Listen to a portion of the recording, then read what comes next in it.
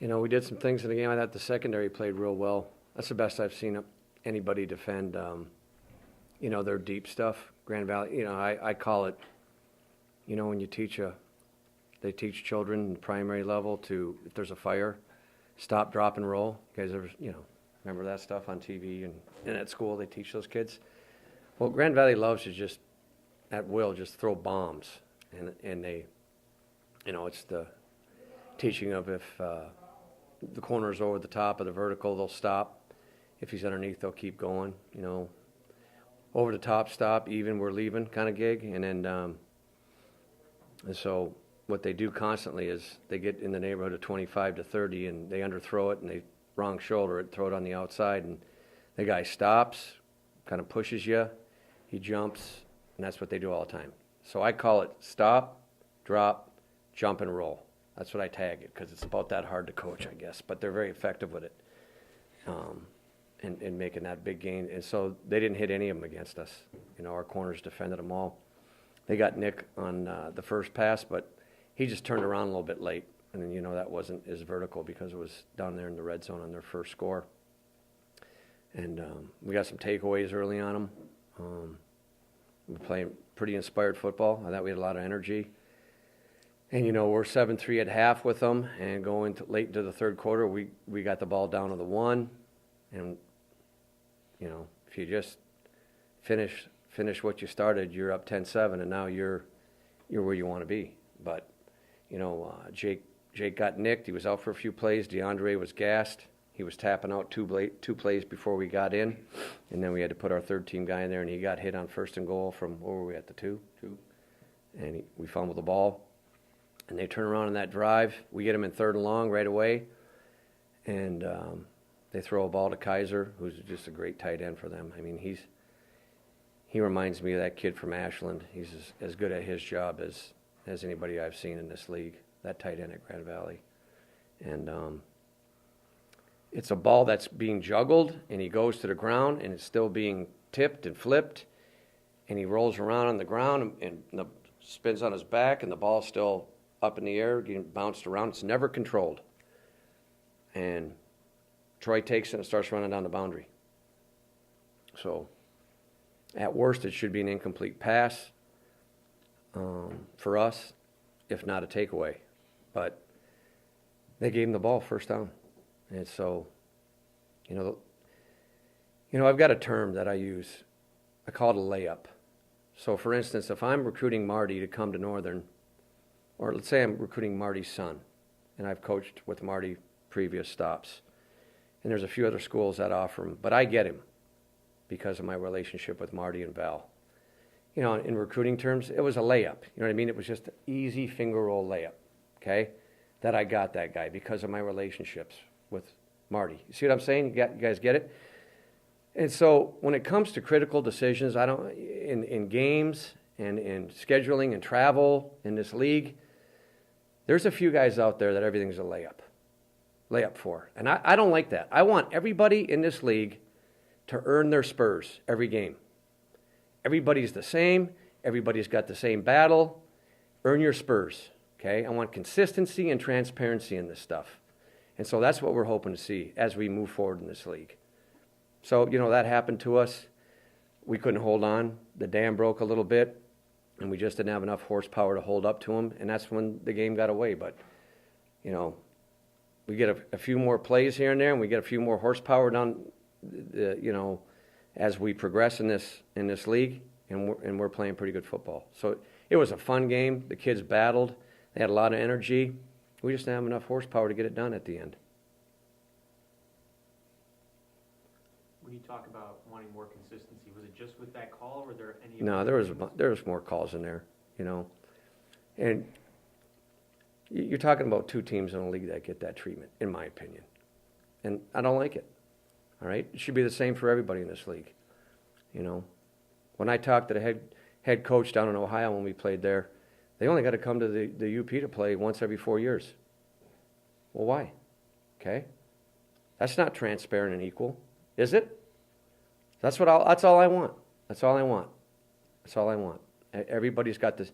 Everybody's got the same plate, and everybody's got to earn their spurs every game. the same as everybody else.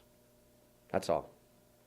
And so, you know, when we get to that point, when we're that kind of team, maybe we'll get breaks. Okay? So we'll find out. Are you saying relationship or reputation? I don't know. I'm just telling you what I see for 3 years in this league. You know, and we've got a new leader of the conference office, and I'm counting a lot on her to make me feel different when it comes to football in this league. And so that's what I'm hoping for. And I think she'll do a great job. I'm pulling for her. Have you brought up any of these concerns with the league? No, I don't. It is what it is, you know. People just think it's okay to just let it sit there, whatever, you know. We'll play the cards we're dealt and we'll move forward. But, you know, when we're going downstate all the time, that's just who we are. I expect the same from them when they have to come up here. That's the league, guys. And Northern's is established in this league through history as any school that's in this league. So, you know, it is what it is. There's some tight calls, and a lot of them went their way, and you got to play over it. But that made it more difficult, I can tell you that. And so things happen quick out there, especially when you're playing that caliber of a team. They got a lot of speed. You know, they got a lot of team speed, and plays are bang bang plays. Everything's bang bang, and sometimes some things get missed out there. You know, we get a defensive holding call on the corner because we're in press, and those guys always, you can see they teach it. They grab the corner and clutch him by the shoulder and pull him by. Well, if you just reverse that, and that's the defensive player doing that, what is it going to be? It's going to be holding, right? Well, it should be the same the other way around. And so we probably had about 4 or 5 things happen like that to us throughout the day. And, you know, and we shot ourselves in the foot. Special teams wasn't good. You know, we really gave them a 13-point swing, a touchdown and 2 field goals. We gave them a punt fumble that they scored on, and then we missed 2 field goals. So, you know, those 13 points, that hurts. And so, we battled. We played them tough, and just got away from us, you know, late third, fourth quarter. And that's just is more, you know, I attribute that to just where we are as far as depth and how strong we are, how fast we are. It's not an aerobic capacity thing. It's just where we're at as far as horsepower goes. Some people have more horsepower than we do right now. And so, you know, but our heart to play hard for NMU and our drive and our energy were excellent, you know. And I love seeing the NMU marching band there. God love them. I you know, saluted them before the game. For them to come all the way down to Grand Valley, all the people that had decision making to make that happen, I loved having them there. And you know, you go on the road to Lubbers, it's a nasty environment, and when you got people there that are you know, there because they care about you and want to support you, I appreciate that, and I love them for it. Offensively, you had a couple of guys step up. Durante made a couple of catches. Van Effen. Do you want to have consistency? Do you want to have just, you know, like the same guys, or do you like to have a mix of guys contributing every week? Well, it's always good to have a mix, but you know, they stepped up because of injuries. Durante, you know, went in there. You know, get him on the field. Number one, he's a good athlete. We need to get him on the field. And Danny just stepped up. You know, Tanner went down last week with the shoulders, and so Danny stepped up nice, made some plays. Durante made a great catch over the middle, a little bit high ball, and he went up and got it. You know, you know, we're next man up, just like our defense. You know, we've been hit. I mean, when Caldwell's in there, we got 7 freshmen playing, and we had 3 true freshmen playing Saturday against Grand Valley. Quarterback Ryan, and then 2 wide receivers due to injuries. And But to me, it's next man up. I mean, it's got to be. That's my philosophy. You know, I hate the injuries. We got to get stronger in the weight room, but that next guy's got to step up and make some plays, and they did that on Saturday. But you know, we got to score points, and that comes back to the consistency part. You know, we start in the second half off, we go right down the field to the 2-yard line and fumbled it.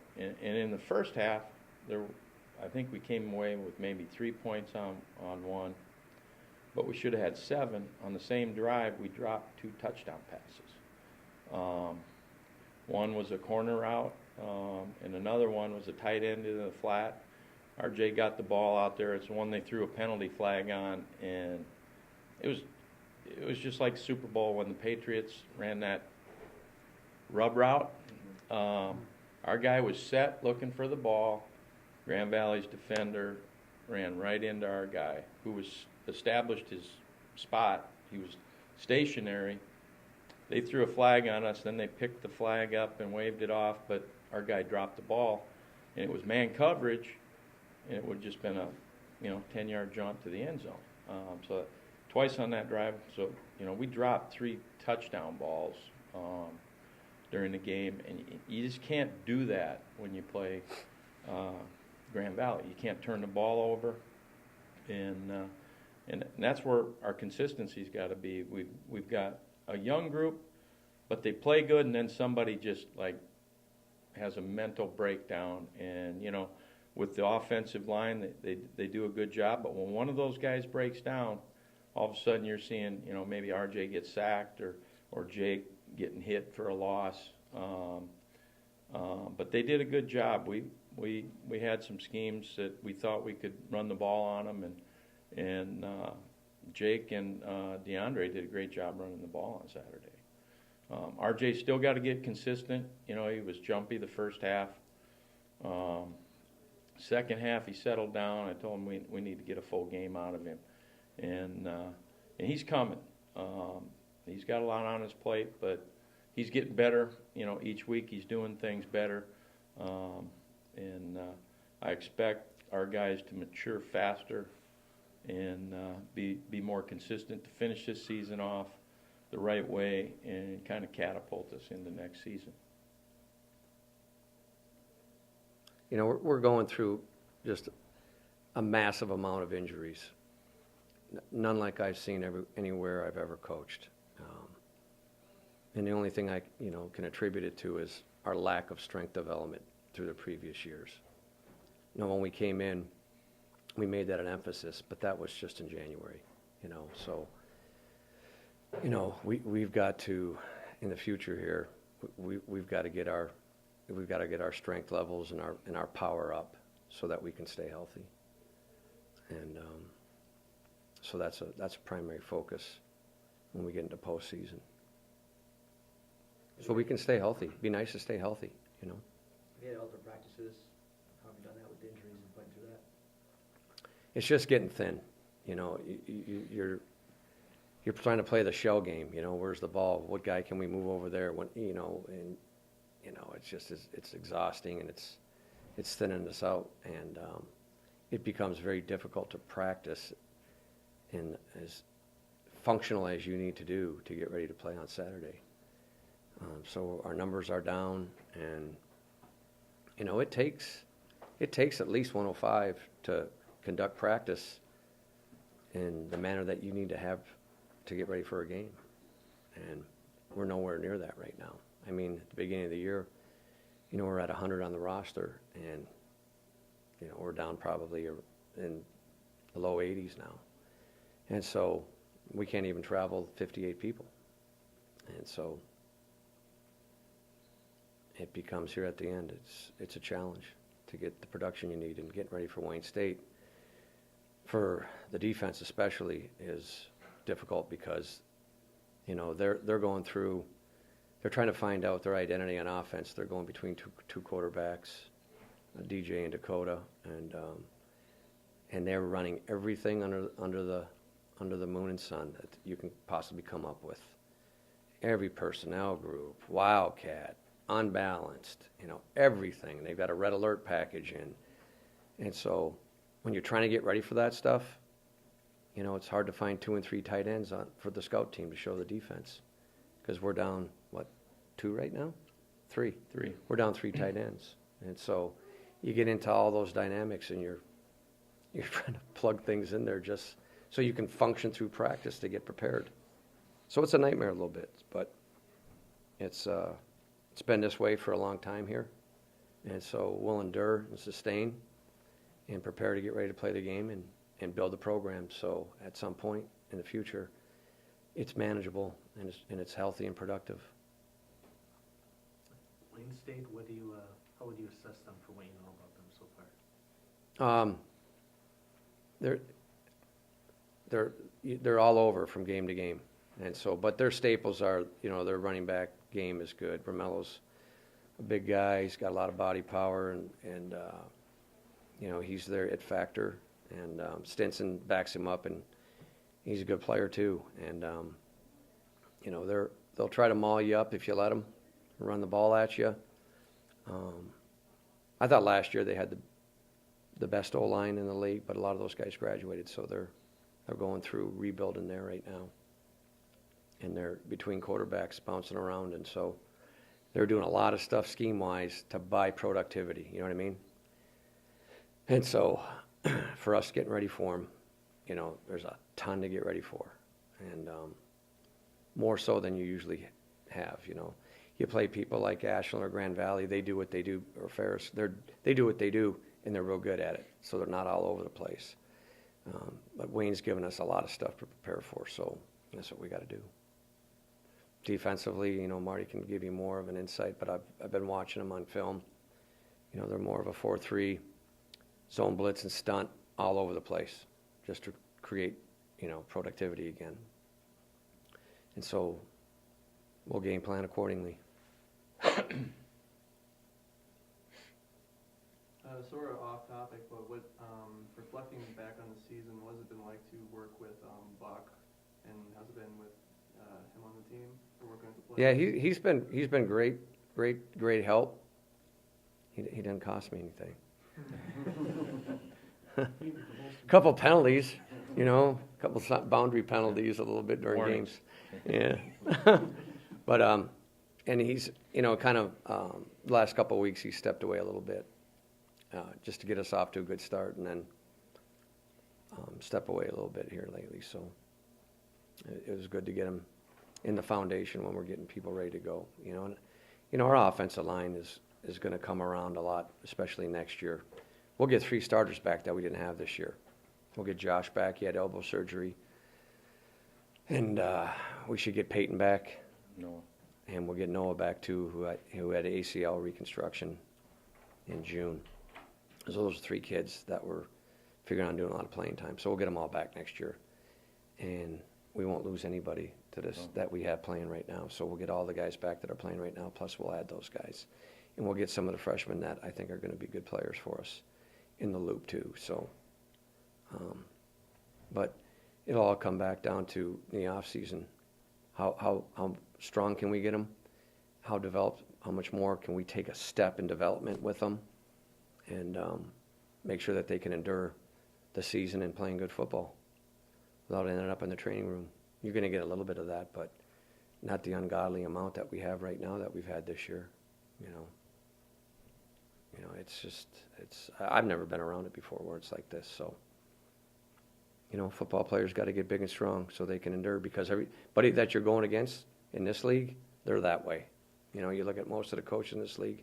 They've been here. They've been in their programs 8 years or more.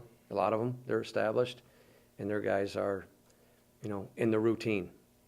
Or our guys have just come and gone in the past, kind of do what they want. Well, no, we're not doing just what they want. We'll run the program, and they'll develop the way they need to, because that's what Northern used to be, and that's what it's going to be again. Back in '88, when I was here as a GA. There wasn't anybody in this league that looked like us physically. You look at Aaron Powell, Jerry Woods, Steve Avery, the offensive line we had, Chuck Klingbeil, Kenny Klein, Brad Schieneman. Dudes were big and strong, and they were rough, you know. And that's why we used to be able to do the things we did back then. So now that there's a stake in getting this program established again, that's the way it has to be again. We have to get it back to that caliber. And that's going to come through recruiting and development and coaching and effort. That's our job. That's what we wake up every day thinking about. That's what we go to sleep thinking about. But I'm going to take Eva trick-or-treating today after practice. So some things do come before NMU football. They're very limited, but there are some. Sam doesn't have a costume yet. What's she wearing? Eva's a cat. I've already got pictures of her this morning standing out in the snow with her cat costume on. So and that's what we'll take care of our family first.